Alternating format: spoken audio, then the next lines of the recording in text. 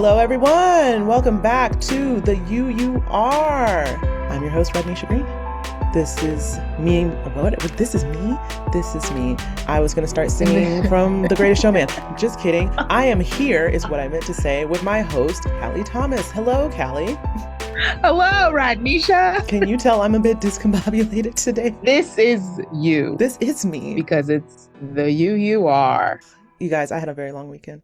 I did 2 photo shoots back to back yesterday. Mm-hmm. I got home very late and I'm tired. So my brain is still not all there. And then we lost an hour. And I didn't know it. Stupid daylight saving, which I will never stop yelling about this until they get rid of it. But we voted to get rid of this in California already. We already voted to get rid of this. We did. Twice. We did. Twice. That's true. I hope this is Why are we still doing this? I hope this is on an episode we recorded last year because I want this to be an annual thing of you giving your annual rant against daylight savings. I just don't understand how we are here when we voted to not do this anymore. And Arizona and Hawaii just sitting there like, we ain't got no time change. Right? Must be nice. Sounds really nice.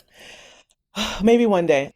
Anyway, what's new with you outside of that? I was gonna say, what else is going on? Well, I currently am on Shoebill Stork TikTok. Have you heard of the Shoebill Stork? I know of the stork that brings babies.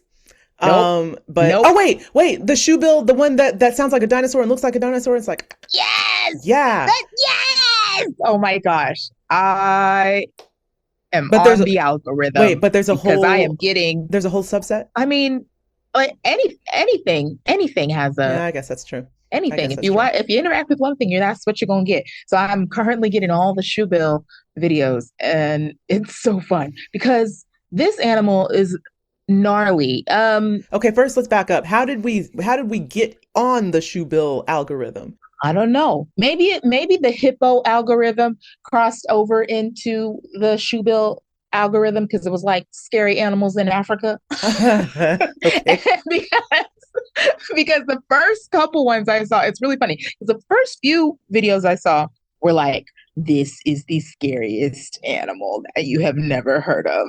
And it is this big prehistoric bird, and it can stand 5 feet tall, and it looks like a dinosaur. Its wingspan is 8 feet. It sounds like a dinosaur. It does. And it preys on crocodiles and decapitates them. It has even been not confirmed, but said to eat a baby, not an antelope, but one of the antelope families that gazelle or something in that region.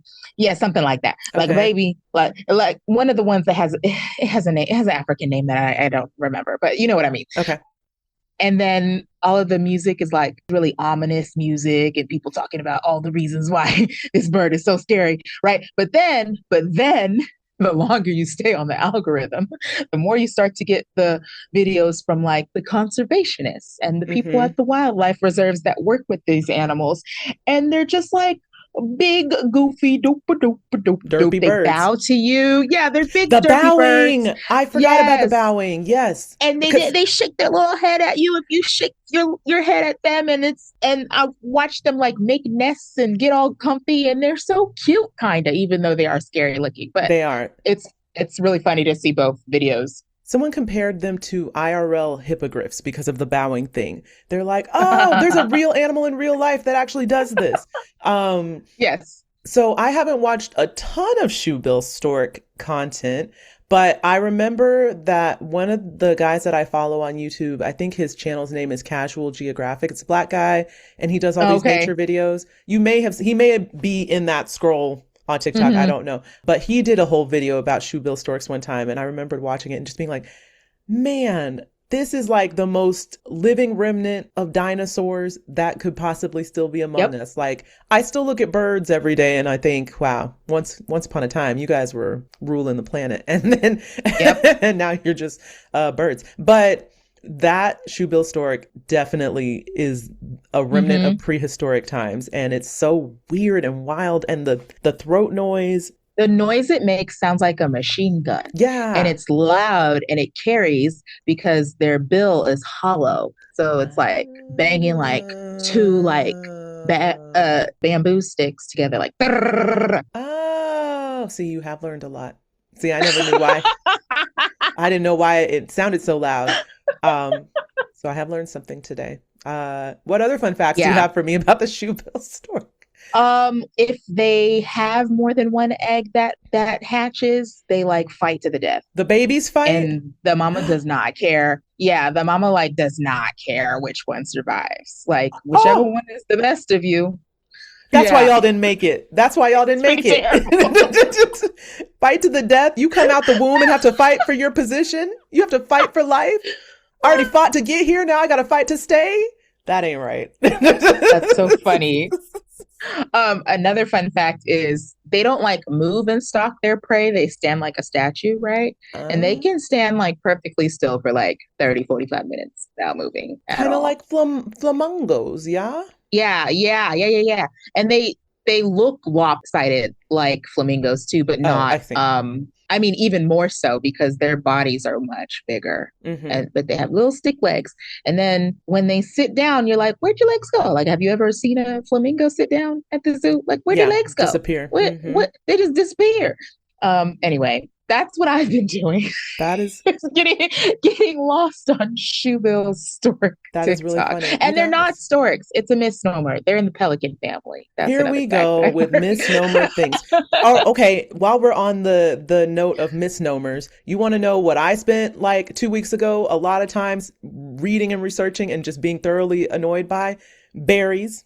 Do you know that most of the things we call berries are not berries, and the things that are berries don't make sense? And so I had a whole conversation with someone at my job about this, and I was just like, so why do we even label things if we aren't going to hold to the classifications of what the labels are? Why is a strawberry called a strawberry if it's not really a berry? Why is a raspberry called a berry if it's not really a berry? Okay. But why is a tomato a berry and it has no berry in its name? Yes. Wait a minute. Oh, here we go. All right. I gotta. Yeah, because I was like, when you said strawberry, I was like, okay, that would have been my guess because it doesn't look like any of the other berries. But when you said raspberry, I was like, well, which ones are berries then? And then, yeah, a tomato. Like, come on. We still got people out here that don't believe it's a fruit. At all. Do you want to know what is botanically a true berry? Okay. Get ready. Bananas. Stop. Tomatoes. Grapes. Kiwis. Avocados. Watermelon. Wait a minute. What makes a fruit a subclass of a berry? Because you just named it a whole plethora of fruit. This is the road I went down.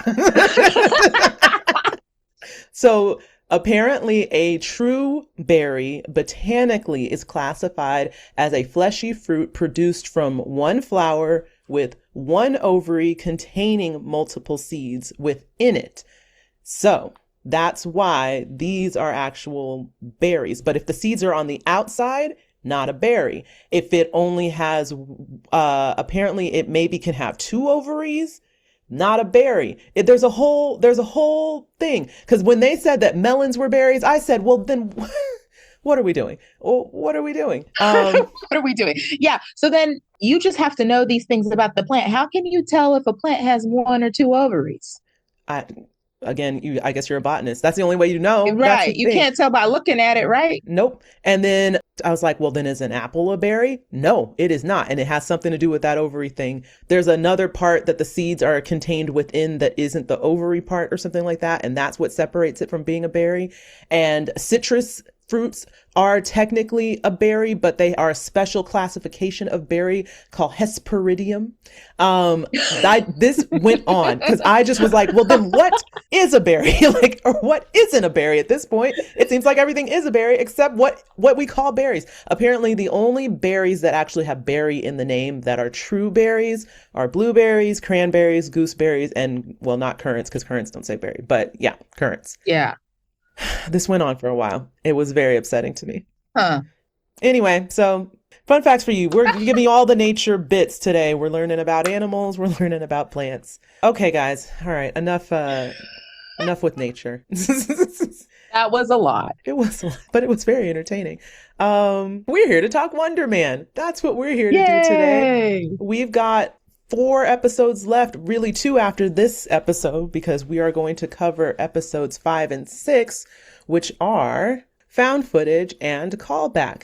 So we're going to get into those, and then we've got 2 more, and we will be done with this very fun series that I have been thoroughly enjoying so far. I've gotten 2 people at work to convert and watch the show, or 2 more. So I'm very proud of myself. Are we ready to get into cast details? Sure. All right. So our main cast has not changed. Yahya Abdul-Mateen as Simon, Sir Ben Kingsley as Trevor Slattery, Arian Moayed as Agent Cleary, and then notable guest stars across the 2 episodes, Ex-Mayo as Janelle Jackson, Dan Donahue as Deputy Secretary. Well, I'm not even going to say his name because they don't say his name. Nope. That guy. I said. Joseph D. Reitman as Patrick Connor, Brandon Wardell as Jaden, Carlito Olivero as Esteban, Andrea Granera as Steffi, Zlatko Burek as Von Kovak, Bradley Tejeda as Ollie, Alex Polson as Jake, Carlos Leal as Manuel, and Simon Templeman as Richard. This is the bunch of names are in found footage, are the people making the chamoy. We will get there. And then in the next one, the other actors that are in the callback. That's all those names. You're like, who's who? Who's all those names? But they're in there. And then found footage, forgive me. Found footage was written by Anayat Fakrahi, maybe.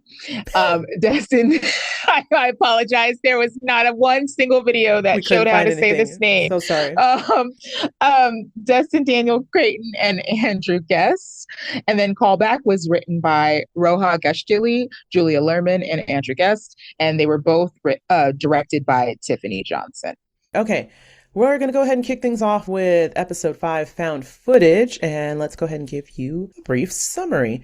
Slattery and Simon celebrate the good news of the callback. Simon is already anxious, so Trevor teaches him a box breathing method, and all the while he is still ignoring calls from Agent Cleary. The pair are cornered by a group of drug dealers at this restaurant where they are celebrating, and apparently Slattery owes money to them. So he is forced into the alley to defend himself, and that is where Simon is forced to use his powers to get them out of trouble. And he ends up incapacitating this group of guys in the alley of the bar.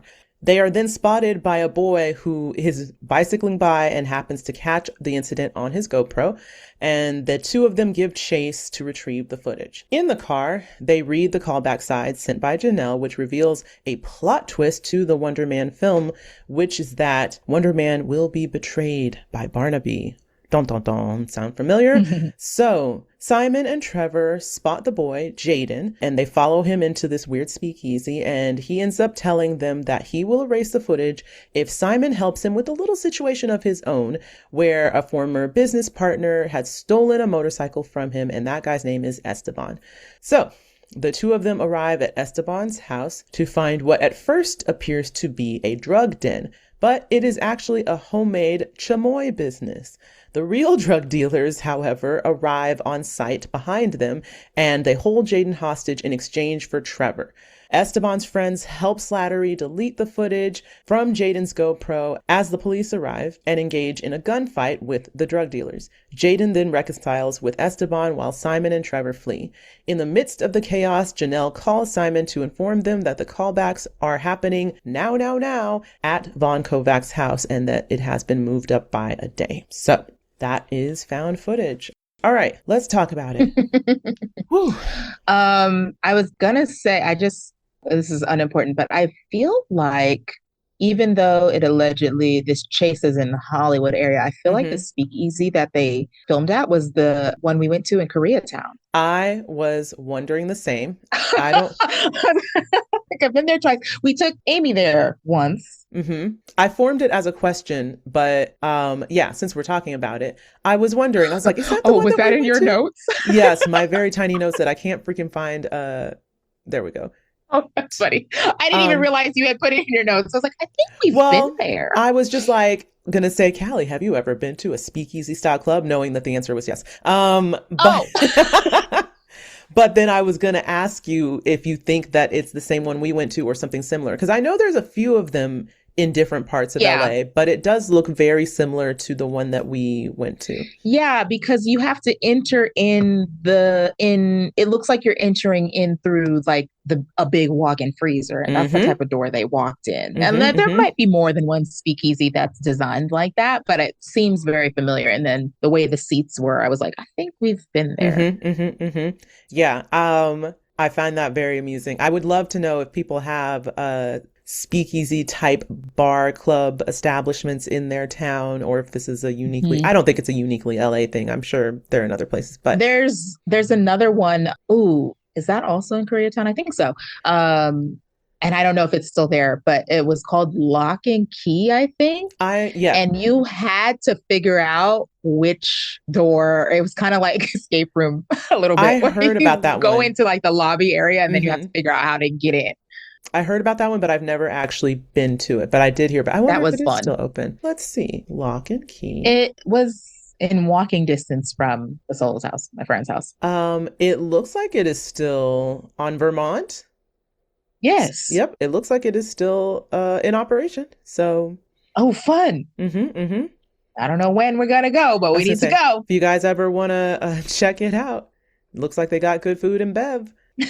I find the whole speakeasy style bar very fun. It's just a fun little kitschy thing, you know. The one that we went to also, was that the one that also kind of looked like had like 90s-ish themed stuff inside? Yeah. Because we Yeah. took a bunch of like phone booth photos. Yep. Too fun. Mm. Ah, good times. So, getting into this whole thing, we've got the guys celebrating, they get the call back. Clearly, Simon is not fully ready to like embrace a victory so far. He's sitting Yeah. there quite anxious, and Trevor's very much Trevor.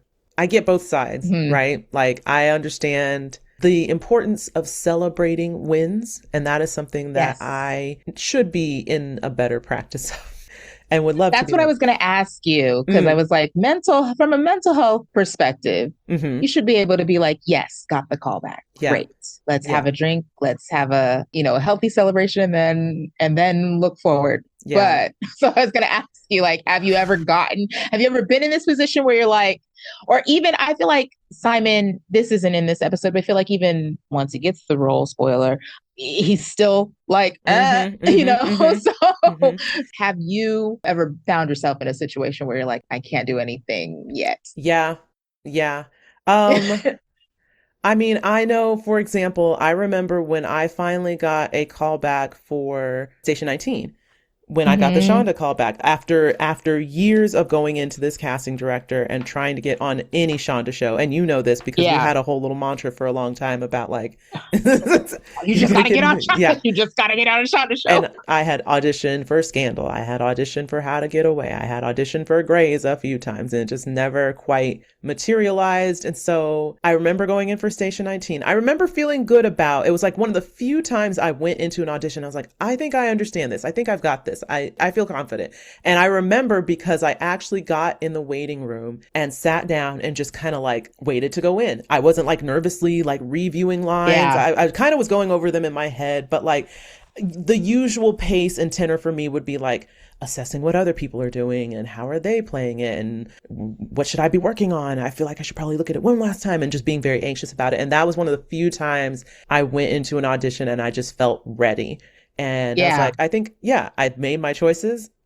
There's nothing I can add to it or take away from it. I feel like I looked the part. I think I'm just going to go for it. Right.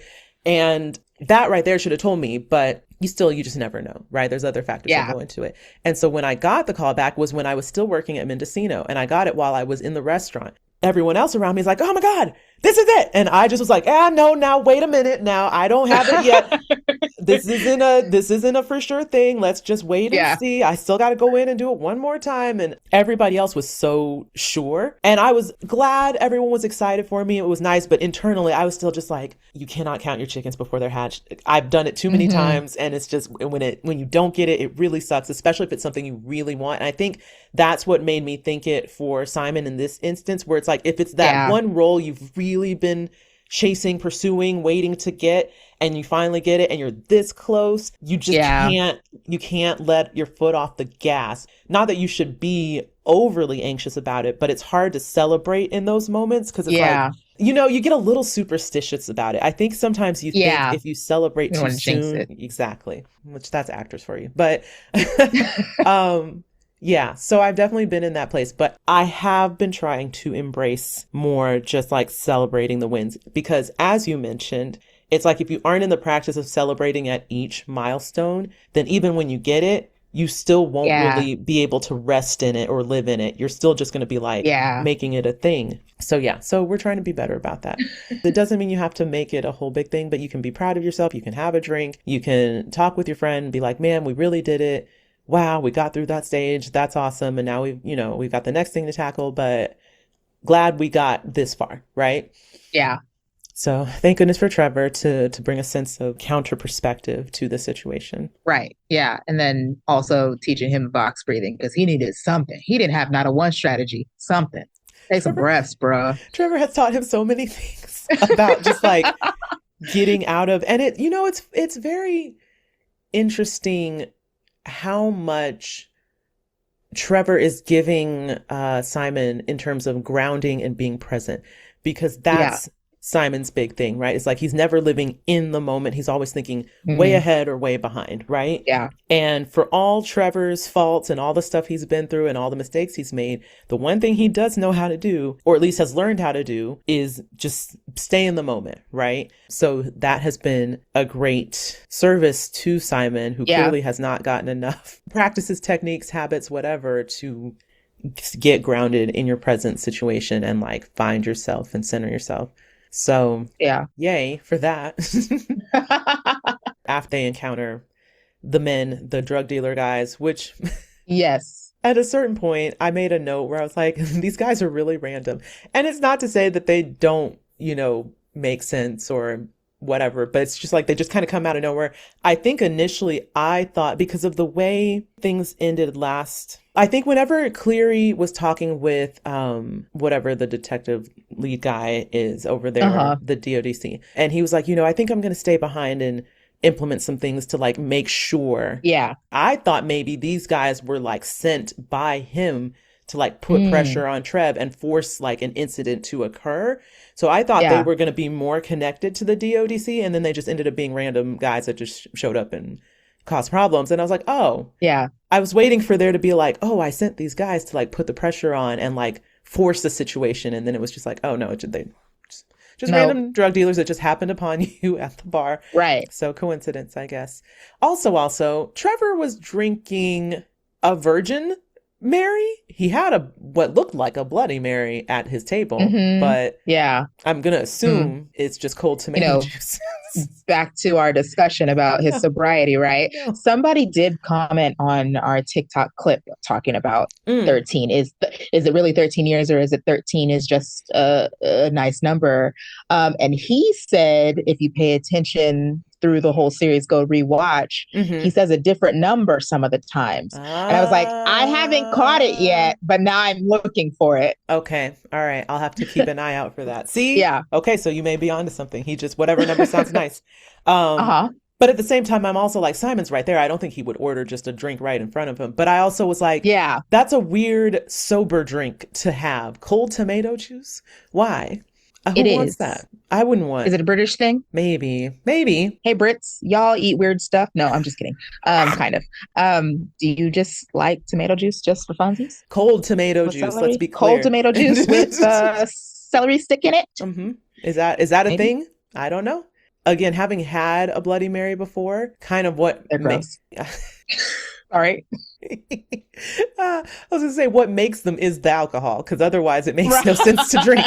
It just Right. tastes like cold soup. It really does. I will say though, the best Bloody Mary I had, although it did not inspire me to want to have more, was at a brunch where they put a big old stick of hickory smoked bacon in it. And Oh. And it was like a candied bacon that they put in the drink with it, and that was nice.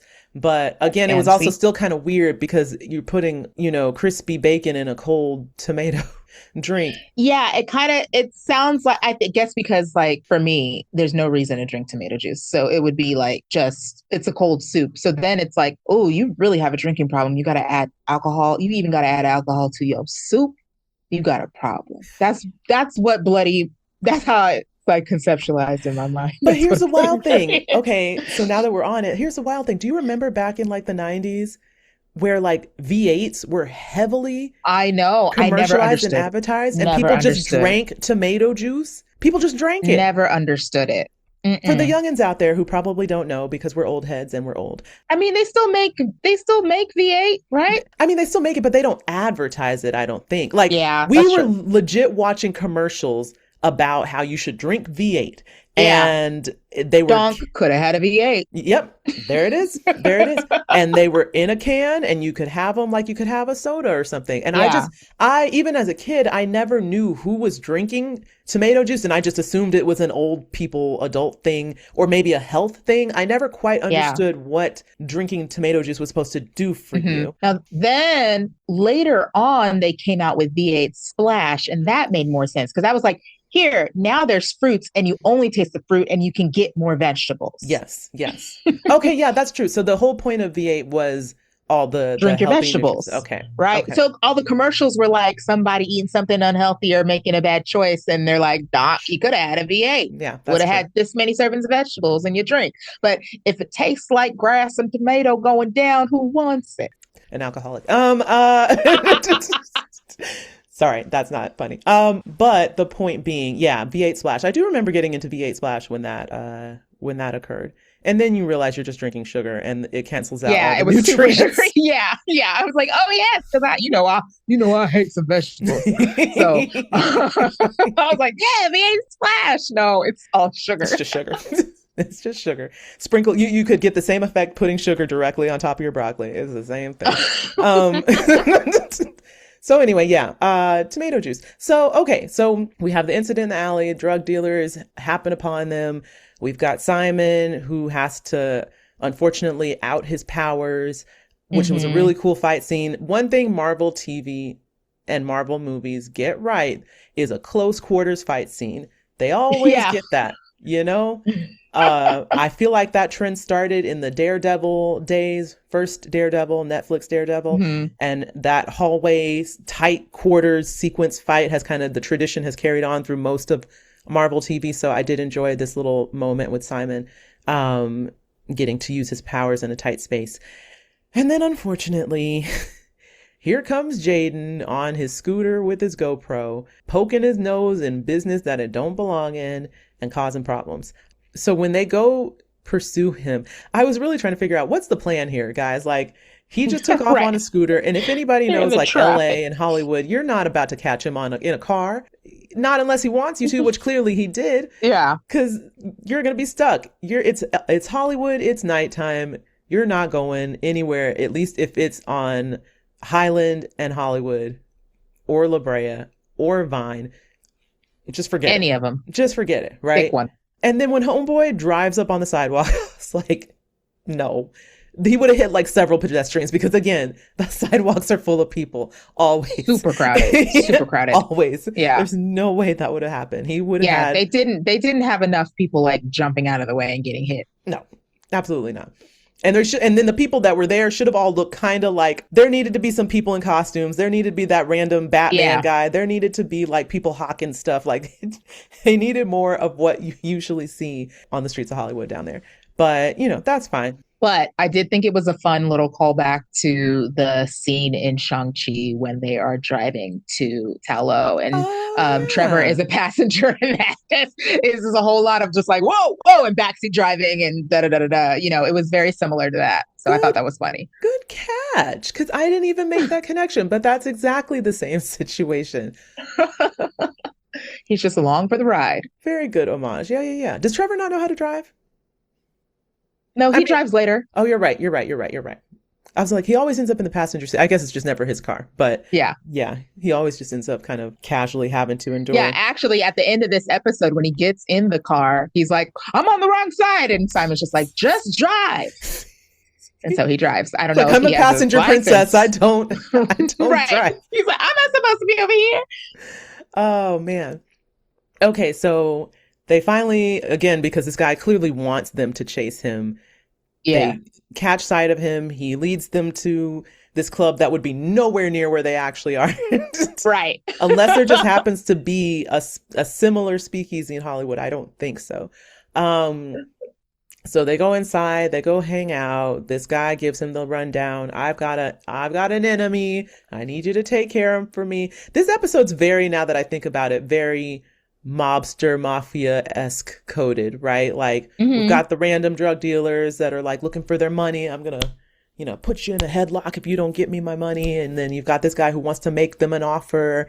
Ba ba ba. You scratch my back, I scratch your back. But it's all very silly. I think it's the funny part. It It's like is. none of it's serious. And so he tells them about Esteban. It's seeming very seedy. And then he mentions the GoPro footage and that he has it stashed in a locker. And I remember when he said it in that moment, I think even Trevor kind of gave him like a Mhm. where, how, where, how, right? I remembered in that moment thinking like, would he have had time? Where could he have possibly go Right. to do that? Where could he have put it? Mm-mm. So I was like, I do remember immediately being like, GoPros don't have internet when he said it's set to upload automatically. yeah, he was definitely banking on old people being old and not knowing. Not knowing. Which I mean, it was a pretty good bet. So yeah, between those two factors, if you know anything about GoPros and or just like it's time to stash things away, it's like this guy's lying. But I do love that even before he got to that, Trevor was kind of calling his bluff, like, this guy's hustling us. I know a hustler when I see one. And for once, Simon is the one that's like, well, let's just hear him out. Let's just give him a Yeah. chance. And I was like, wait, no, I'm with Trev. This guy sucks. Like, Yeah. Simon has way more at stake, though. okay, fair. That's true. He That's is the true. one being blackmailed, not Trevor, That's a good you point. know? Okay, that's a good point. Fair enough. So now we're finally heading to Esteban's house. I don't know how to explain. This part of the episode feels very much like if you've ever watched Friday, Yes. if you've ever watched what's another movie I'm thinking of where like you're getting these LA style homes that are very much like Uh-huh. hood coded or whatever. Hmm. And I know there's another, but there's tons of movies and shows. I just can't think of them right now. But it had that vibe, that East LA vibe, that Hmm. or West Side vibe, however you want to put it, as soon as they pulled up. And I was just like, oh, this is fun. What shenanigans are we going to get into here? Yeah, the other one more current that it made me think of too Say it because it's the was one I'm thinking of. on my Thank you. block. Thank you. Thank you. I couldn't get it. I was like, you're going to say it. You're going to give it to me right now because I was literally trying to think of it. And I was like, nope, not coming to me. Uh, Very much on yeah, my I block. loved that show. Great show. If you haven't watched it, we both endorse. Great show. Fun show. Yes. So it's very much that. So I'm definitely like, all right, who is he about to come across? Is he going to be friend or foe? They're definitely Hmm. setting it up like it's going to be foe. And Yeah. then they finally get inside and start looking around. And the way the camera's like slowly panning into rooms and revealing little bits and pieces, you're Uh-huh. thinking you're about to walk into a straight up like Yeah. drug den situation. You're going to find like Hmm. half naked women, like stuff in Yeah. dime bags or Like a whatever. scene from Euphoria, but not. Mm-hmm. They're like, no, it's not this. And then it's absolutely not that. It's kids making Yeah. candy. it's, It's just chamoy. it's just Nothing to chamoy. worry about here. I spotted the little rings with the chamoy on it right away. I was like, Ah, that looked like candy. And then you said it, and I was like, oh yeah, the mango rings with chamoy on it. Those are so good. Those are now, so here's what's unfortunate for me, guys. As I mentioned earlier in the pod, not a big fruit person. yeah. Mango, I'm better with than peach. The peach rings are the ones I'm more familiar with. And it's Hmm. so funny. I just went back to Texas. Well, not just over the holidays. I went back to Texas to be with my family. And there is a very popular rest stop in Texas called Buc-ee's. And some people I knew out here in LA have never encountered a Buc-ee's, never been, don't know of its all why it's such a big deal in Texas. It's a big deal. So I was like, oh, I'll bring back some snacks and things for you guys to try. And one of my friends loves like chamoy, loves Lucas, all that stuff. And that's a big thing out there as well. So I got him some peach rings that were chamoy peach rings. I was like, he'll appreciate these. I won't, because I neither like peaches nor chamoy. So oh, really? I don't like the spicy candy. It's too sour. It's too sour, too spicy. I mean, chamoy is more spicy than sour, but it still has that that tart in there. And you know me, I don't do sour stuff like That's that. the tamarindo in it. Do you like just tahini alone on fruit? I can do. I can do it in doses. That's so funny. I've had it like rimmed on a margarita. I can do it. It's just not my go-to. And for candy, I'm like, but I want to enjoy candy, and this will prohibit me from enjoying candy. That's so funny. I love sour. I used to get Lucas from the ice cream truck all the time. All the kids I knew growing up did, because again, it's just as big in Texas as it is out here. Right. And kids would be getting Lucas left and right, and I kept trying to like it because I was like, everybody else is eating it. Let me try it. Every time I just be like, It's too much. So I've had it. I've had it. I have made several attempts, but it's just not for me. It's not for me. But I can appreciate a good chamoy based candy. So if I could get down with the sour, I would wholeheartedly endorse it, but it's not for me. But anyway, all that to say, yeah, once they revealed it, I was like, oh, how fun. This is a good business.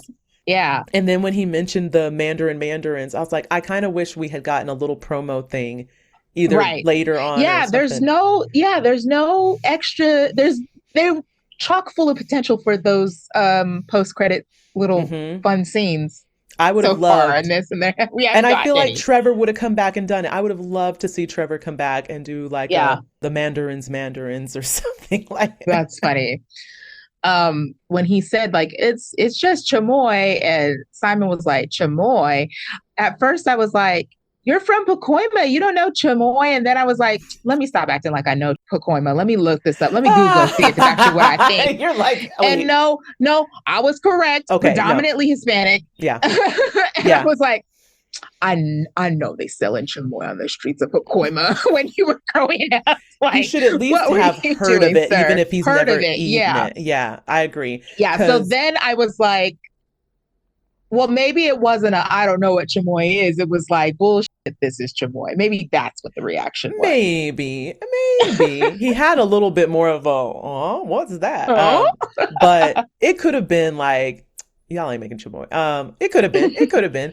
But yeah, if you're from Pacoima, you should know chamoy.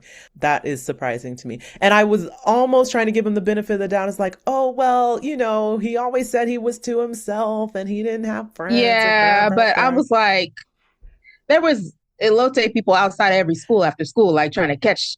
So I'm pretty sure the food carts with the just going off of the demographics that I Googled. I'm going to go ahead and say they were also in Pacoima.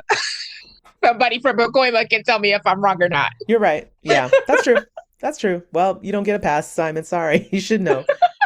You should know. Oh, man. Okay. So now we're at the point where it's like they're finally talking with Esteban and he's giving them the rundown from his POV, which is like, I know what Jaden told you, but that's not the story, right? And I remember in this moment, I was really trying to figure like, are they going to do a double back where it's like, actually he's lying and the other guy was right? Or is he really telling the truth and the other guy's full of crap? And it turned out to be the latter. But yeah, his whole thing. And again, it's tying back to the whole, like, the friends we made along the way type of thing. Like, we used to be buddies. We went into business together. We had a whole thing. And then he got greedy. And I just love that they are framing this very popular drug storyline concept in the midst of like kids making candy. Like this is very much that same type of thing. Like he got greedy, he wanted more. It's very, Godfather, Scarface coded, or whatever other drug, popular drug movie you want to reference. I don't know them because I've watched very little of them. But I do know the tropes. It is a very common story trope. So it's funny to hear him giving this story and telling how he lost his friend to the business and to the game and it's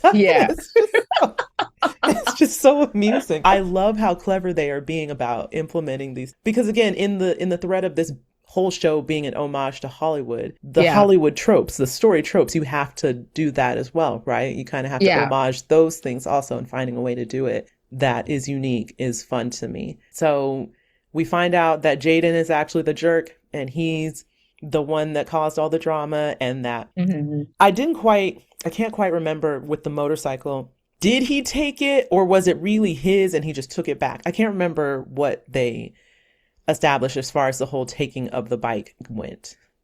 I think it was like the business bike. It was the chamoy delivery bike. Oh, right. Is Okay. what Okay. Okay. that was my understanding. Okay. I All was right. like, oh, did he tell you it was his? Okay. All right. That makes sense. All right. And then in the midst of that, which I didn't realize that they brought, I guess it makes sense for them to know where he lives, but they brought him with them, which was dumb. I guess it makes sense for him to make sure that they do what he wants them to do. Right, because what they gonna do? Strap the bike to Simon's His car and junkie, then bring it back to his him? jalopy car. Yeah, probably not. And I guess it wouldn't make sense to bring him in with them, but I don't know. Anyway, again, it felt very Godfather coded. Like, I'm just going to sit in the car while my people take care of the take care of the situation. And then here comes these, ruffians again, the drug dealers that shook down Trevor the first time. They Mhm. somehow have, how do you think they found him? That they They literally were laying in an followed. alley, but they were laying in an alley when they left him to go chase that guy down on his little scooter. So how did I they? don't know. Maybe, I mean, how did they find him the first time? They've been tracking him for a while. Did they put something on him or something? I don't know. Hmm, that part felt It's like one a of bit of those a details stretch. that doesn't need to be Don't think too explained much about it. Yeah, yeah. for the Okay. story. Yeah. They just caught up. They just caught up. Because So then we get a fun chase scene. then we get a fun chase scene, and we get this fun sequence that's about to happen in the house. So he drags Esteban, they like beat the snot out of him too, drags him up to the house and basically threatens him and like, we're going to shoot this guy if you don't give us Trevor. Trevor's And like, shoot him. I don't care. I I don't love, trust that man. Shoot him. I love that response. I was like, that's real.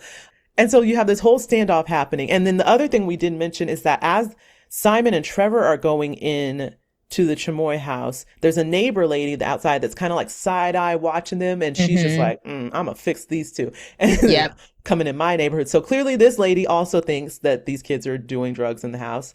Yep. And she has clearly called the cops. And so now they're having this standoff between Trev inside and Esteban and the drug dealers outside. And then Trev's like, hey, give me the GoPro and we'll talk. Yeah.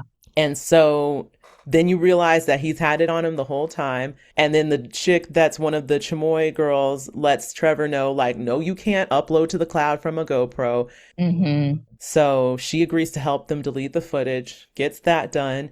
Homeboy is screaming for his life outside, and all of a sudden you hear police. And it's just like, the drug dealers turn around. There's a standoff now with the police and them. Esteban comes busting through the door. And in the midst of all this, Janelle calls.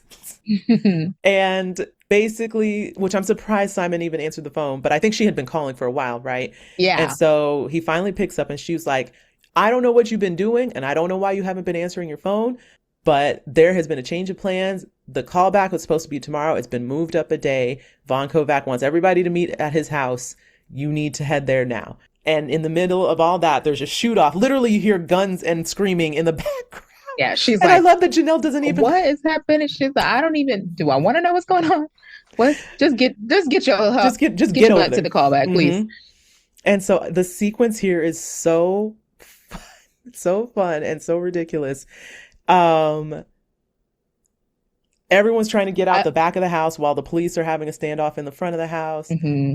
The kids are yelling at the neighbor lady that they Yeah. just make candy. It's not We just make drugs. candy. Yeah. Um,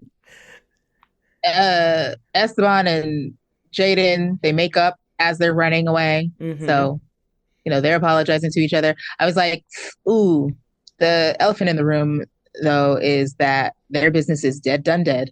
Because it doesn't matter that it's not drugs. They're going to be treated like it's drugs because they are Yeah. brown and the cops have been called. And so it's just not going to end well for them. If we're going by our IRL rules of engagement. Yeah, these brown boys are going to prison. So sorry. Yeah, they're going to prison. So sorry. So yeah, if that, but this is Marvel reality, so maybe they get away for another day. But yeah, it's a good solid ending. I forgot to mention, I just saw my note, as Simon and Trevor are heading into the house to go deal with these dudes, and they're trying to figure out how are we gonna approach it, what are we gonna say to get them to let us in. And all of a sudden Simon spouts off this whole little, we'll tell them we're this, and we're such and such from, we'll pretend to be cops, and you're agent so-and-so, and I'm agent so-and-so, and we're investigating blah, blah, blah. And Trevor looks over him. He's like, wow, that's pretty good. Where'd you get that from? And he says, Law and Order season 14. Can I get a witness? And so, of course, I'm like, is that a real episode or did he make that up? And guess what? It is a real episode. And fun fact, and a nice little full circle Marvel moment, it is the one Law and Order episode where Chadwick Boseman is the guest star for that episode. He's like the lead guest star for that storyline, as well as, if anyone out there is familiar with the show This Is Us, Susan Kalichi Watson, also the lead guest star for that episode. So it sounds like an interesting episode when I was reading the synopsis for it, actually. I think Chadwick plays a baddie. Or maybe he's presumed a baddie. I don't know. I haven't watched it. That's funny. So yeah, nice little nod to Chad. That was fun. I'm sure that's intentional. It has to be. Because there's a lot of Law and Order episodes you can choose from. Right. So it feels very pointed to make a nod to that one. But yeah, so the guys get out the house. Guns are blazing. Everyone's scattering. Fortunately, Simon and Trevor park their car in the back.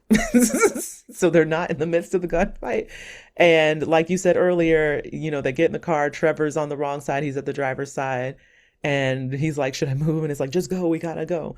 And they take off. And that's that. Yeah, I think what happened actually was they entered from the front and chased everyone out the back. And Simon and Trevor made their way back to the front, but everybody had already gone in the house. So they did a circle because they were parked right in front of the house. Okay, because I was like, how did we just magically they evade? Came through the side, like where the trash cans were, and then came back. Okay. Because I was like, well, that's coincidental. Managed to avoid all the gunfighting. So, okay, I guess by that point, they have detained the drug dealers and are moving into the house. All right. They're chasing them into the house. Move. They all ran into the house. Honestly, they're all lucky they didn't get shot. Because, again, outside of Trevor, and just by association of being around brown people, he probably would have been shot too. But you didn't hear that from me. So that is found footage. Fun little episode. Nice little palate cleanser, I would say, coming out of the previous episode. Serious. Yeah. Mm-hmm. Yeah, it's sandwiched by two very stressful episodes for Simon. I mean, Simon is stressed out in this episode too, but it's fun for everybody else. But Yeah. So then we get to the callback, more stress for Simon. So Simon and Trevor drive to Kovak's mansion for the callback. And, he's stressed out in the drive on the way there. He's trying to read his lines. And Trevor's just like, it all sounds worse, man. Just calm down. Just relax. You just got to let yesterday's craziness or earlier today, last night's craziness go and just keep it together. But they get there and they are joined by the other actors who are in the running for Wonder Man and Barnaby. And after having stayed up all night and the GoPro drama, Simon is understandably exhausted. So he's trying to be present and alert, and it's not working well. And so Kovak then pairs the actors up. After trying to do the sides, he decides that he wants them to do some improvisation. And so Simon is not paired with Trevor, which, makes him even more anxious. And so Trevor and his partner impress the group very much so, but Simon messes his turn up by reciting a scene from Pretty Woman instead of actually improvising. We'll get there. I'm stressed out. Then he later falls asleep while waiting for next instructions. And he dreams that he uses his powers to kill one of the other actors after the actor repeatedly calls him freak. So then Simon needs to step outside, take a breather, and he confides in Trevor that, he's nervous about exposing his powers. And he's like, what am I supposed to do here? Kovak wants us to be authentic and be ourselves. But if I show the real me, then I won't be able to act ever again because of the doorman clause. And so Slattery, gives him the pep talk of all pep talks and is like, you're more than just your powers. And he encourages him to show his emotions. And then they are paired together to read the actual Wonder Man scene, the Barnaby betrayal scene. And they impress Von Kovac and they get cast in the film. Yay, yay, yay, yay. Best buds, cast as best buds. And then after Simon drives Trevor back home, he is immediately picked up by Agent Cleary and the DODC. And Agent Cleary is like, you're taking too long to get the job done. But now Trevor realizes that he has the upper hand. He's like, Simon does have powers. You have no proof of it. So you still need me to get that proof because you can't just put me on the stand because I am a convicted felon. So that's not gonna work for you. So he basically tells him, like, lay off, give me the time that I need, and kind of ensures that he will have enough time to do this to get out of prison, but also, become a movie star because he has been cast in this movie. Big movie. I gotta do the movie. I gotta do my red carpet, and then you can arrest me or him or whatever. Yeah. Whatever. Yeah. Oh boy. Okay. So this was another, as you mentioned, another stressful situation. So first off, I realized. Oh, what'd you realize? I realized in the summary it doesn't have this because I have a note about it. But in the episode starts with a flashback to Trevor's audition to be the Mandarin. That's and very he's true. Drugged out of his mind and desperate for a role. That's true. And I just laughed at it because guy was like explaining that this is a little more different what you're auditioning for, and he's like, it's an adult thing. It's a little more adult. Say that. Okay. I laughed because I was like, if it had been, Trevor would have done it. He was desperate. He would have. He's like, all right, I guess I gotta take my clothes off. How much do you need to see? So yeah, it's, I guess we'll just go ahead and talk about that. So getting into that, I wanted to, and I promise I will watch it before we finish this series. I still haven't watched All Hail the King. So. Oh, come on. I know. I actually meant to watch it before recording today, and then my morning was crazy and it just didn't happen. I will watch it before we finish the series because I feel like I'm missing pertinent details. But let me ask you, since you have seen it, the person who is conducting this audition, does All Hail the King reveal that, or is this just a random voice? We just don't know who it is. Okay. Because All Hail the King is like way after this too. Oh, shoot. Okay. After that. Okay.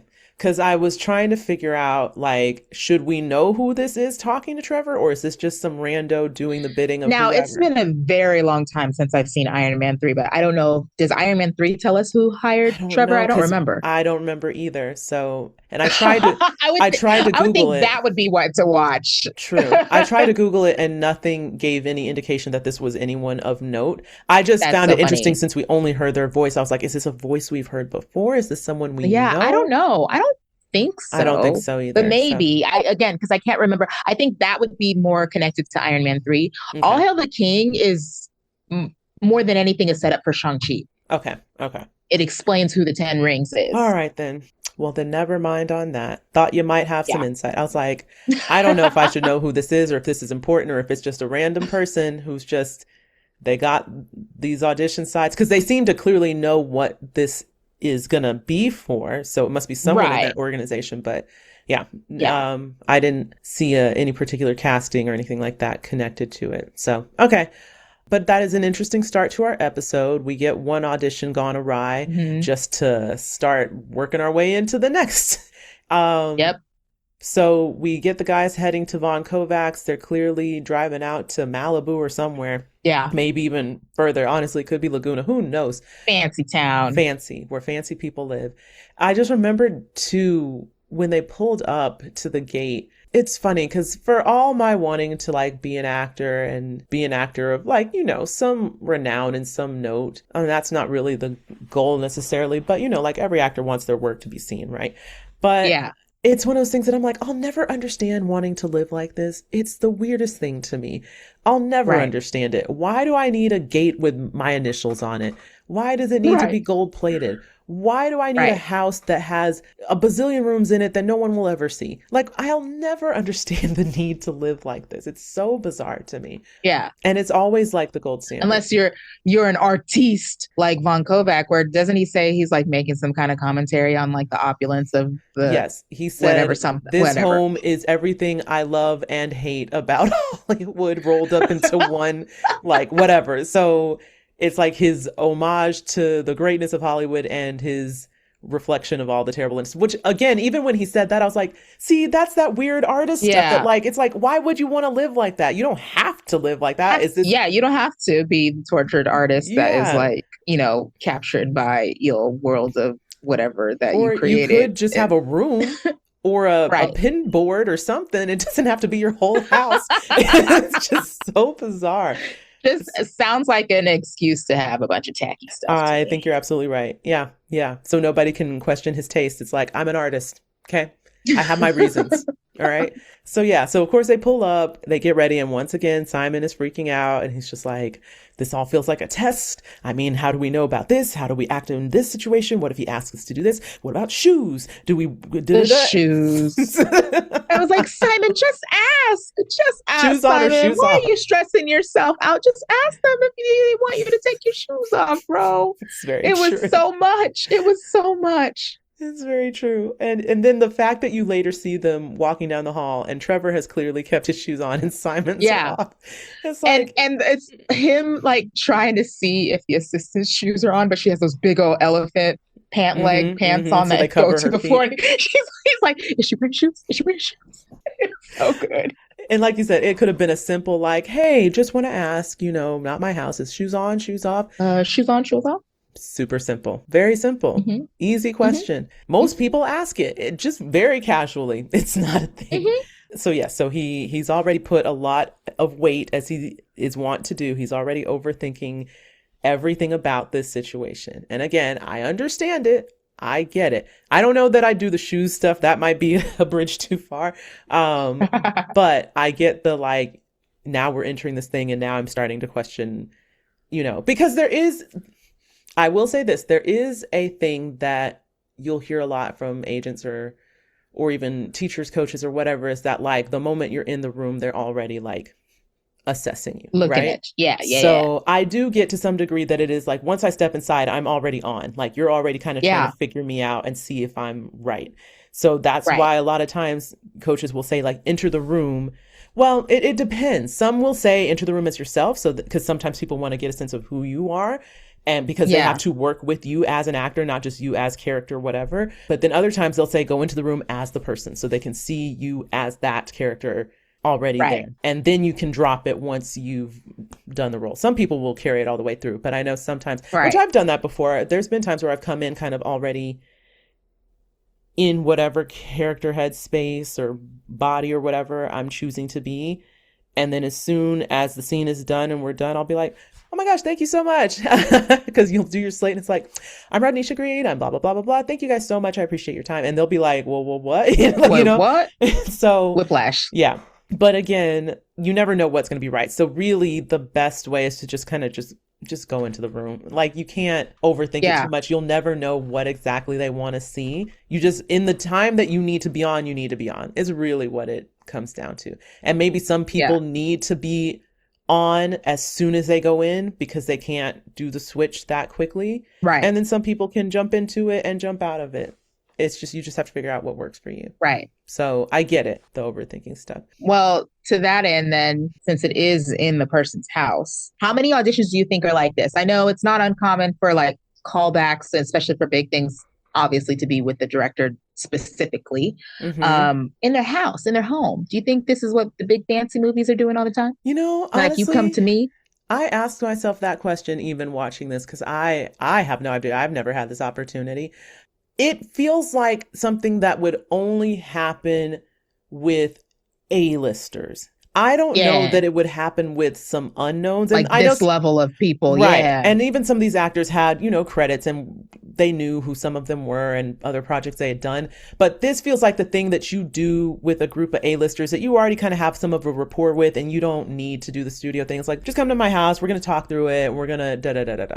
That's what that feels Yeah. like to me. I don't know how much it's happening with people at lower levels of, celebrity or Right. It status or almost whatever. feels like it would be people who don't audition anymore and it's just a conversation. Mm-hmm. Mm-hmm. Because on one hand, you're bringing a bunch of randos to your house that is clearly gated and walled off and in the middle of nowhere, and you don't want people there anyway. Why would you bring a bunch of unknowns to your home, Right. to do something like this? Yeah. It seems like the assistant lady would have greeted them with the NDA at the door. That definitely should and would have happened if that were ever the situation. You cannot talk about where you've been, who you've been with, and especially since this is a superhero project, they Right. NDA the out of these auditions. They do. Like, a lot of times Yeah. I've heard stories where like people can't even get the sides for the audition until they are with Yeah. someone who is authorized to open up the PDF and show it to them. They can't print Right. it. They can't, and they have everything tied to their name. So if in any way it gets out and they find out it's you, yeah, you know? Done. Done for. So that absolutely would have happened. She would have had them all signing NDAs for sure. So this is not, I think, the typical process. And I don't think this is something you would do in a situation like this where like you've got some kind of unknown, untesteds coming in to read. Yeah. Even though it's, Von Kovak and he's directing, the reality is with a project like this, especially when you start getting into Callback 1, 2, 3, and that's the other thing is that there probably would have been more than one callback, Way to more. be Yeah. honest. You're doing chemistry reads, and not only the director needs to see you, producers need to see you, the studio needs to see you, because they're all going to have a say in who you Yep. cast. And in a very realistic situation, I don't know that Simon would have gotten cast, because if producers Right. and studios had a say, they'd be like, let's go with the guy who's known, that has a following, that's done this before, because we don't know this guy. And Yeah. and then also he kind of had some, some mess ups in his audition, and I don't know that we want to take a chance on him. Let's go with this Yeah. guy. So that's the truth of it. But Yeah. for idealistic Hollywood portrayal, it's just the director in his home and everything's fine and nothing's weird and nobody talks. So yeah, everyone comes in. Von Kovak finally makes his entrance and is weird per usual with an auteur type of director. Weird. Weird but brilliant. And he has his whole little pin board of like, this is the movie. These are all my thoughts. This is all my brewings and stewings. It's all right here on the page. Do you see it? Do you see it? Yeah. And just again, being very prototypical auteur director, right? And he's got his song choice, which I actually, when he played it and when he started talking about it, I was like, you know what? I see it. I actually see the picture. So kudos to you. Cause like I see the thing that you're building. We're in space. Da da da. Yeah. We're heading towards a planet. Oh no, it's not a planet. It's Wonder Man coming back home from a planet. Blah blah blah blah. Whatever. So I could see where I was like, okay, if you're trying to set tone and you're a director and you're trying to like give context to your vision, you did it. Kudos. And then Trevor starts being Trevor. I don't know what. Trumpet. Sir, it didn't call for a trumpet, and Sir. certainly not your cartoony mouth trumpet. What are we doing? And I also was like, is that supposed to be Barnaby? Or is that just Trevor being like, this is just what I felt like doing in the moment. Felt right. Gotta set myself apart. I mean, and that's true. He did. And even Vaughn was like, yes, okay, with the woo-woo. Okay, sure.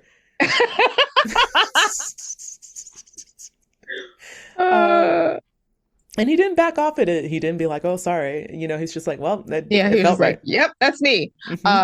Simon was embarrassed. And even just watching that part, I just kept being like, you are so stressed out. You need to calm down because you just met this man. He shouldn't have the power to embarrass you. You guys, just because you know each other doesn't mean that what he does has to reflect on you. Like he's acting like this is his dad. He's like, oh, stop it. Oh my God. Calm down. It's all right. Just let him be him. Just let him be him. Right. And that reminds me of another piece of this on their way there where Simon's trying to figure out how to get a leg up. And he says, maybe we can, they don't know that we're coming together. So maybe we can plan Oh and make yeah. it look like spontaneous and da da da da da. And like, I guess trying to play up their chemistry, but act like It's they don't already have it, like organic. it's on the Yeah. spot. Yeah. Which is stupid because why would it be a bad thing that you guys already know each other and already have chemistry? But anyway, Mm-mm. but that made me laugh because it reminded me of earlier, it seemed like a callback to Joey Pants talking about like when you figure out how to fake sincerity, Oh you've got yeah. it. And Yeah. because Trevor is like, hey, so if you plan it, it's not It's not spontaneous. spontaneous. Like, hey, that's not it. That's not it. That's an oxymoron. Not how Okay. that works. Yeah.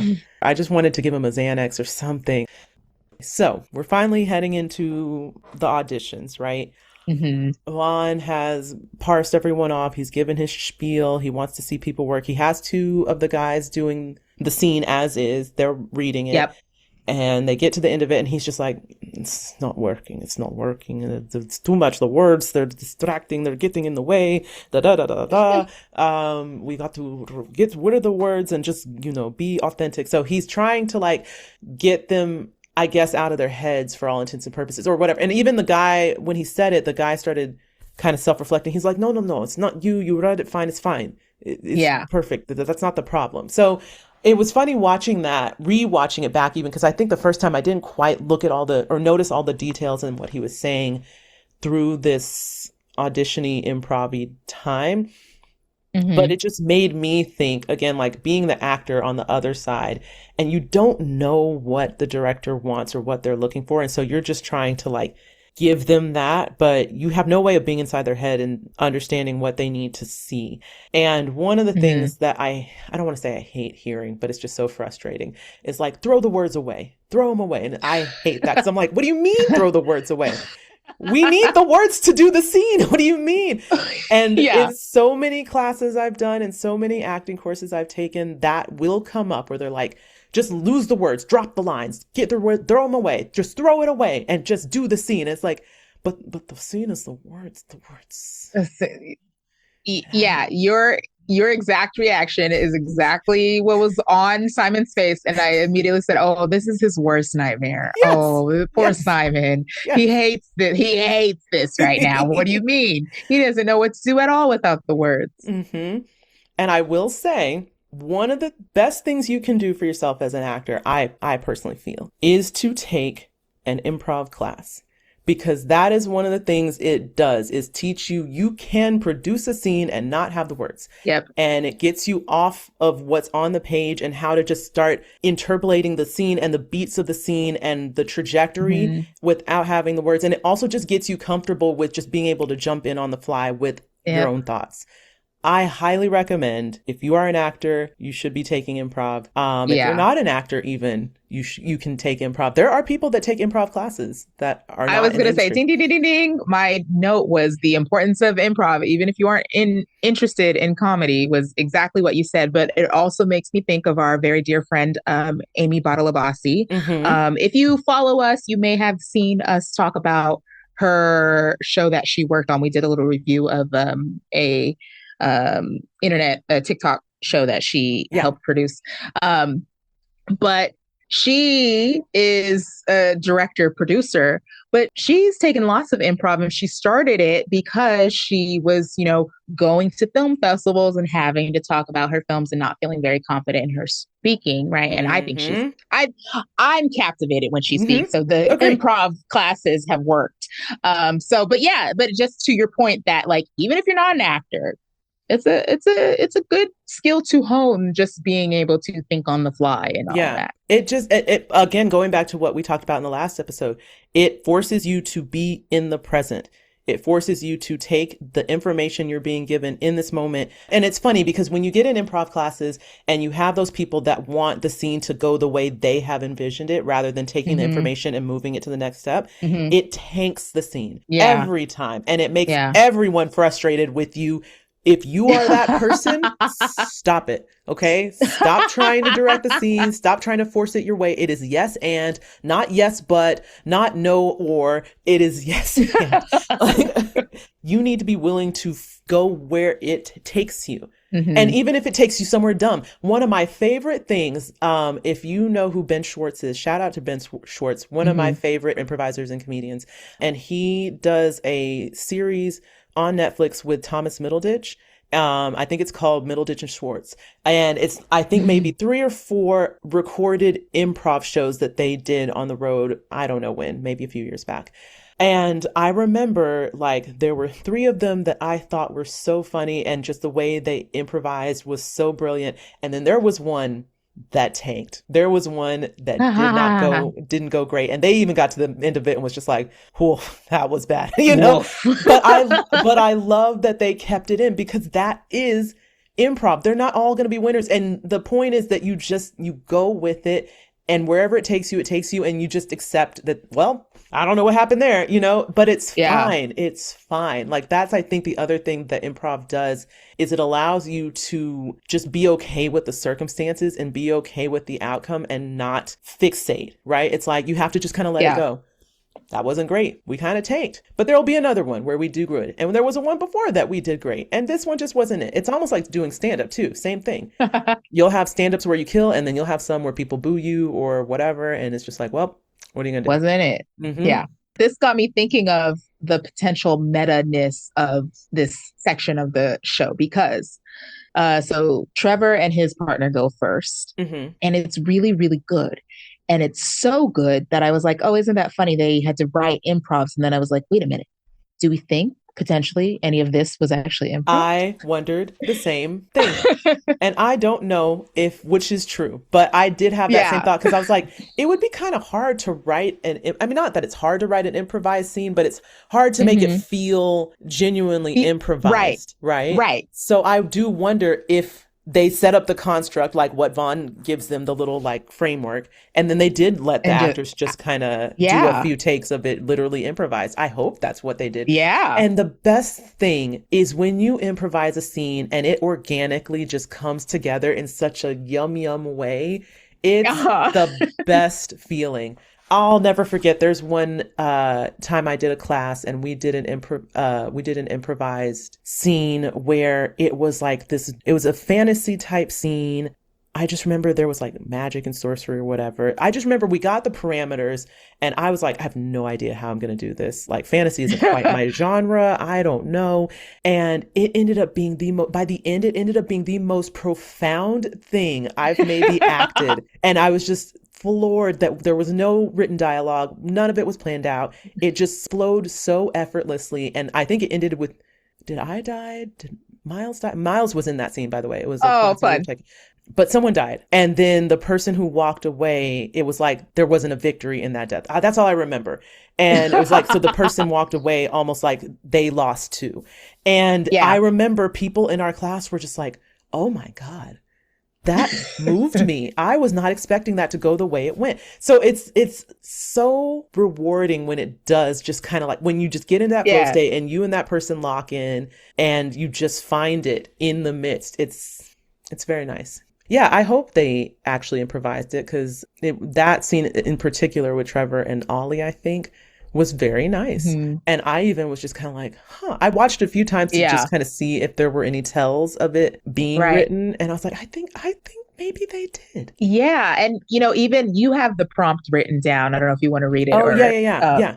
yeah. I wrote them down because I remember the first time thinking to myself, like, is he just spouting nonsense? Because it sounded like the framework he was giving them was just random things. But when I wrote it down, I was like, actually, it is very specific. And I also wrote it down because I do feel like this is an acting technique, and I can't think of if it has any particular nomenclature attached to it, where you give people a circumstance and then you also give them a physicality. Yeah. And so I was trying to make note of that if he did that each time with them, where it's like, and you just let that inform you. So the worst thing you Right. can do is play into the physicality, right? But you do Right. let that kind of inform your performance because it will in some way. So yeah, with Trevor, he said, Trevor is your wife. You hate her, but she's also the reason you want to live. And you have an old hunting injury. Here. I just love Right. it. Yeah. And he smacks him. Well, and I brought that up because one of the reasons why it made me see, and again, he could just be acting this, it could have been written, but it seemed improvise because it seemed like even Von Kovac was like, I don't know Yeah. where here. And then the guy was like you said, he kind of like did it and it seemed like, oh, it's going to be over the top. But then he brought it back. He Relaxed was it just back. kind of like, oh, this is where it was.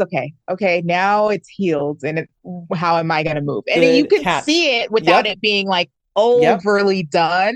And I was like, wow, Yeah. that guy's so good. Yeah. I watching it the second time, I thought the same thing. Like I caught the exact same beats of him being like, oh, and then he was like, oh no, okay. Well, And then he here it took a is. second to think about it, and then he went into it, and I was like, smart, good acting. That's good acting.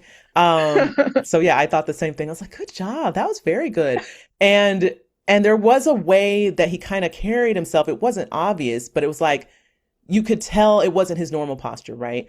Right. So again, he just kind of let that inform certain things. And I think I even liked the detail I personally feel like Trevor took from that knowledge of the hunting injury when he chose to put his hand on the Yeah. shoulder, which would have been the shoulder of the opposite guy, right? It Yeah. felt like one of those intentional things to be like, I'm going to take what I know of you and, it just like I'm Yeah. embracing your hurt, blah, blah, blah. I just felt like a very smart choice on Trevor's part as well to do that bit of physicality at the end of the scene. Yeah. So yeah, it was all very, very smart improvising, and I hope that it was real. Um, and who knows if it was too, what'll be fun about that is they probably improvised it They six have different ways. multiple. Yeah. And I'd love to know what the other ones were, but we'll never know. Unless they do outtakes. So then we get, wait, did you have anything else you wanted to say about this one? Mm-mm. Okay. So then we get to the next one. And this one is this one is Simon and Manuel. And he says, Simon and Manuel, you're having an affair. Manuel, you are afraid you're losing Simon. Simon, you're worried you're losing yourself.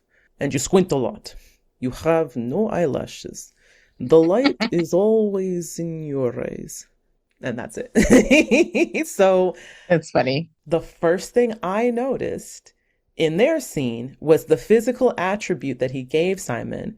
He didn't take it. And again, not that you want to make it like I'm squinting, I can't see. But like there was nothing, I guess because I'm thinking in my head when I wrote these down and I was like, what would I do as an actor? Because each one of these I was kind of like, what would be the choices I would make? Yeah. And I remember thinking to myself, like, the squint makes sense to me for the framework that Vaughn gave them, because the squint would have nothing to do with the light and not being able to see. It would be that type of thing where like you just have that slant in your eye because you are in your own headspace about what's happening with you. And the fact that he's telling him like, you're worried about losing yourself.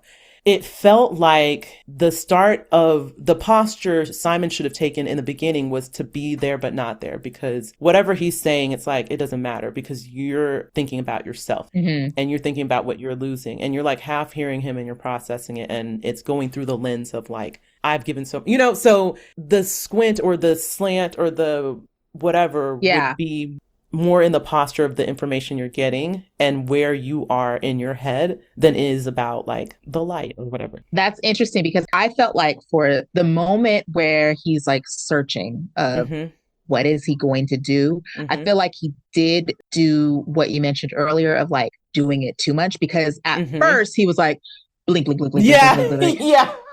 He did that at first, but I think that was panic too, of like trying to do what he said and then realizing he can't improv this right now, because then once he landed on Pretty Woman, he didn't ever show any of it again. What right? was obvious to me during that whole first moment where the other guy's talking is he's sitting there like, what am I going to say? What am I going to say? Like that's what it felt like was reading on his brain. Like he's hearing him and he's looking at him. He's waiting for something that'll maybe inspire him. He's like, I got nothing. I got nothing. I got nothing. I got nothing. And then it's his turn to talk and it's like, Pretty Woman, like that's what it felt like was happening there. Like you said, it just felt like he realized like, oh shoot, I can't improvise. I don't have anything. I don't have it. And it's sad too, because he kind of could have had a really easy go of it too, because if his character is like losing himself in the relationship, he could have really just let the other guy do the majority of the talking. That's and true. then and And just just been done like, expressions and just, right. It you just know, been like, I don't even know what to say because I don't even know what I right. think anymore, Hmm. and it could have worked, but It could have. yeah. And to call back to our conversation in the last episode, his recall of these scenes. I know a lot of actors do this, but I think there's probably a lot of overlap with undiagnosed autism in acting too. Yeah. But very autism coded for him to be like pulling these scenes in this episode and found footage and You know, it's like funny now that you say that, that 1000% reminds me of Community. If you've seen the show Community, there is an autism coded character named Abed, and his whole life is quoting movies. uh-huh. Quoting movies and TV shows. And so that's how he relates to people, is like he will pull quotes from movies and television to try to like have relatable conversations with each other or with people. So yeah, that tracks. I was going to say, to your point earlier about improvising, that a common mistake people make is thinking that they need to talk a lot Yeah. when they improvise a scene. There's a lot you can do Mhm. without having to have a lot of words or have this big dialogue. Yeah. I mean, and that makes me think of to bring up Amy again. Mm-hmm. You, along with some other friends of ours, starred in a short film Amy directed that was 100% improvised 100% drama. improvised. And there was a whole lot of nonverbal acting in that. Very true. So, Simon, we get to the end, and the letdown on Vaughn's face midway Yeah. through his thing is Vaughn Yeah. realizing this is Pretty Woman. Yeah, And and it's like Vaughn clocks it. And I think the first time I watched it, I thought Trevor was just like, "Oh, it's bad, you're bombing." But then I think he clocked it too. I think Vaughn was like, "I know what this is from," and then Trevor was like, "Oh no, I know what this is from." And the funny thing is, I feel like there was another actor in the background who was having a reaction of like, "This sounds familiar. Do I know this?" Like he had a look of like, "Wait, what is this? Why does it sound familiar?" And so clearly it's, so not everyone caught it, but I did catch one actor who had that be his reaction. Yeah. And the deflating that happened in his face when he was like, ugh, what a disappointment. I was expecting more. And then he says it later after the scene is over. And it's just like, that's literally like dad and mom telling you, I'm not angry, I'm just disappointed. It's like, I'm not angry. I'm just disappointed. just kill me. Just shoot me. That's worse. It's always worse. Just yell at me and ground me. So clearly that's the worst thing Simon could have ever heard. Disappointed. And now he's really in his head. If he wasn't in his head before, he's definitely in his head now. So that doesn't go well. And now we have Vaughn tells everybody to take a break. Simon goes off on his own, tries to decompress. And we have the scene where Trevor's telling stories, as Trevor, again, is wont to do. Yeah. And talking about Shaka Khan and going to see I was like, her. I agree. I mean, I don't disagree. Khan, I agree. I was like, yep. You have? Uh-huh. So Revlon used to sponsor a run walk. It was always in and around USC campus, and it ends in the Coliseum, and then they'd have a concert in the Coliseum. Okay. And they had people of that era were always the performers. And Shaka Khan was there was one year. We did it for a long time, and then they stopped doing it. I was very sad when they stopped doing it. But it was always on Mother's Day, too. Mother's Day weekend, the walk. Huh. So that was just the thing that we did. From the time I was in like 6th grade until it ended, I was in college. Huh. Yeah, but some good free concerts at the end of that walk, and Shaka Khan was one of them. Okay. All right. So Trevor's telling the story about seeing Shaka Khan. She's leaving it all on the floor. He's bewitched by her, blah, blah, blah. And then the guy that was, I think, doing the scene, wasn't this the guy that was doing the scene with, no. With Simon? No, okay, no, that's not who they do a scene. It's it's the other Barnaby person up for Barnaby. So I think his name is Richard. Anyway, Richard's talking back to Trevor and asks him about doing the Mandarin role and like, how did you detach from that? I'd have a hard time doing that. And Trevor's like, oh, I had no idea you were, so sensitive and whatever. So they're ribbing on each other. And then Vaughn comes in and Vaughn's like, okay, I think we're just going to like move on and go back to the scenes. And then Simon raises his hand. He's like, I'd like another shot. So Vaughn's like, okay, well, let's try it again. So he sets up another framework for them. And this time it's him and Richard. And he's like, okay, so Richard, pretend to be someone from Simon's past. You're going to call him on the phone. Feel free to choose whoever you like, right? And Richard says, classmate? And he's like, sure, that sounds great. That'll work. He's like, okay, Simon, really go back there. Go back and try to remember what it's like in grade school. And so we're setting this up and it's just like, oh, especially given that, we know all of Simon's stuff. Mm-hmm. And so this guy starts getting into his bag and he calls Simon and then he's like, hey there. I don't remember how he addresses him. And he was like, you know who this is. And it just becomes this whole No, thing. he's just like, hey, freak. Freak. That's what it was. Okay. Yeah. And he's like, oh, you. Yeah. Mm-hmm. And so then the scene proceeds from there and you can just see Simon getting very like thrown off and a kilter and the guy just presses and presses and presses. And I don't remember the final thing that he said to him or what he called him. I think he just said something like, you'll always be a freak and we know your little secret and all this other stuff. And whatever the final words were that he says, you just see a fist come up and go straight through the back of this man's head. The way I screamed. Yep. The first time I watched this, I said, oh no, no. And everybody in the room has the exact same reaction. Mm-hmm. And what was wild is, and I know some of this is because Disney Plus and showing blood and all that is very like meh, but also because of Simon's ionic powers, right? He has literally pulverized this man. So all you see in the back of his head is just like dust. Like it's dust. It shatters like his head was like cement. A clay pot. Yeah. Mm-hmm. And it was just crazy. It sounds like that a little bit too, actually. It does, actually. It was crazy. And then Simon doesn't even like react. He just stands there. And everybody takes off running. And then all of a sudden Simon wakes up and you realize it's a dream and you're like, oh, thank God. They're screaming. Yeah. It was so funny because I was like, oh, no, I thought he was at least going to get cast before he something up. And I was like, dang, I feel like in general, it's pretty easy to tell when something is a dream sequence. Yeah. But this one got me. Yeah, it did get me. It got me too. I was like, oh no, now what? Now what do we do?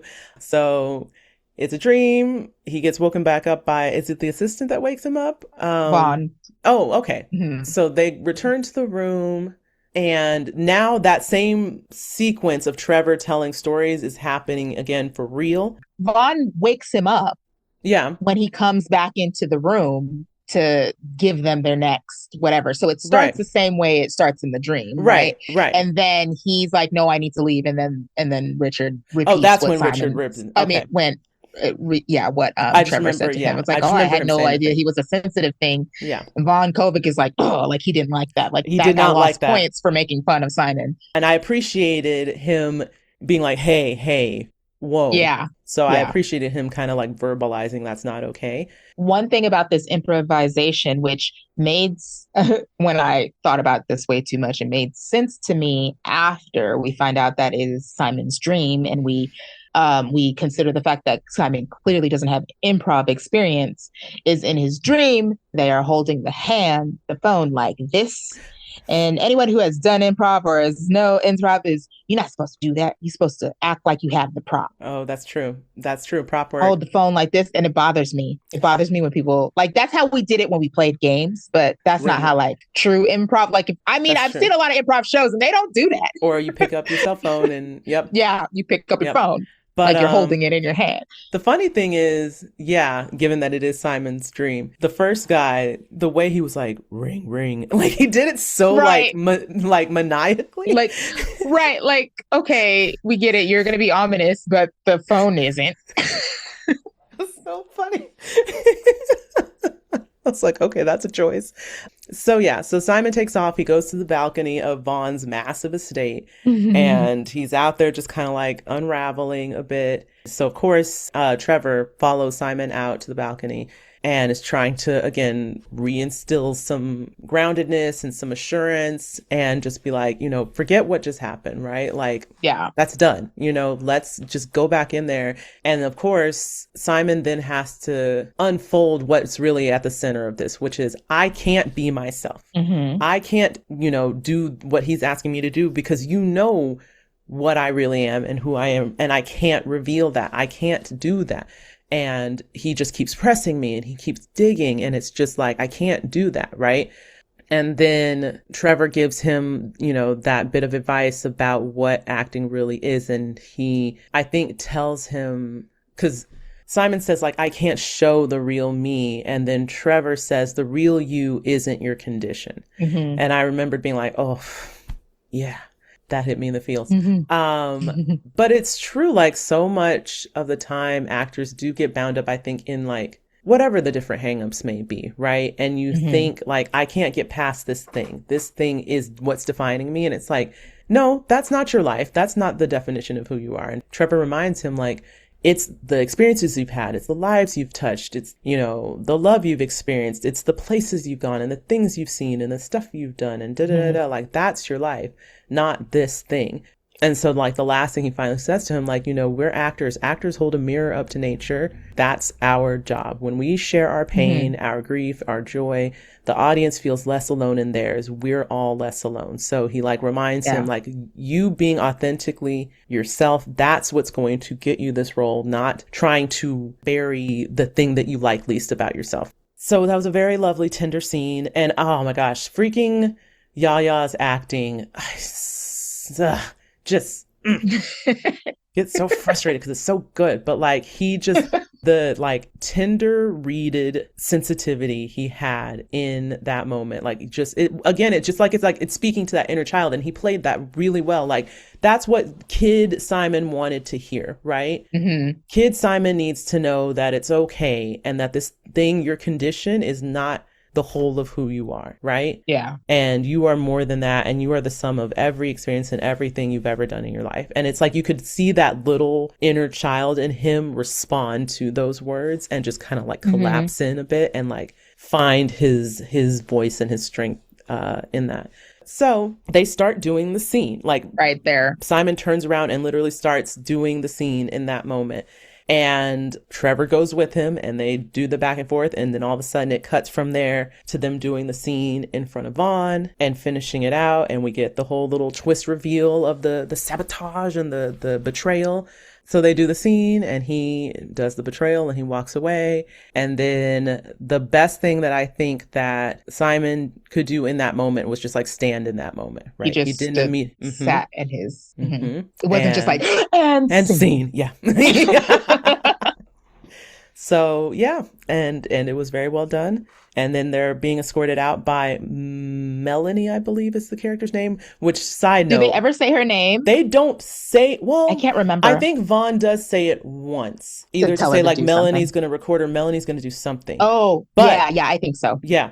Your note pointing out that her character does have a name made me think of, oh yeah, Marvel is pretty good about that, at least in the shows. In the movies, it's probably too big, but in the shows, like, they're pretty good about like everybody gets a name. You're not just man number one or man number two or whatever. And it made me think of Mike Schur, his interview on Amy Poehler's podcast, talking about everybody gets a name.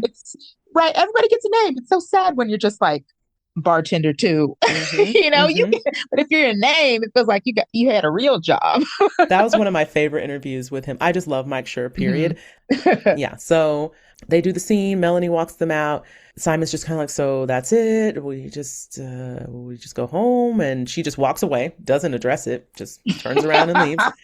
And then Vaughn comes running out one of the other rooms and he's like, oh, boys, da-da-da-da. And they're like, does that mean we don't get it? And he's like, well, I didn't want to say it in front of the other guys, but like, no, it's the opposite. You did get it. You are my Barnaby and you, Simon, are my Wonder Man. And I think he said something along the lines of like, I doubted you. I began to doubt you at first, but after seeing that performance, there's no doubt in my mind that you're our Wonder Man. Yeah. So, and you just see his little face light up. And so then we get another scene with the boys just driving in the car, just like, we did it. Oh, it's so good.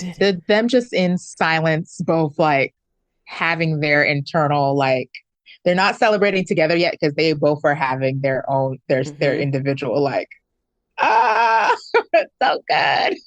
It's so good. They're probably also having an adrenaline drop crash, because now it's over. They're having their crash. Now it's over. They don't have to worry about anything.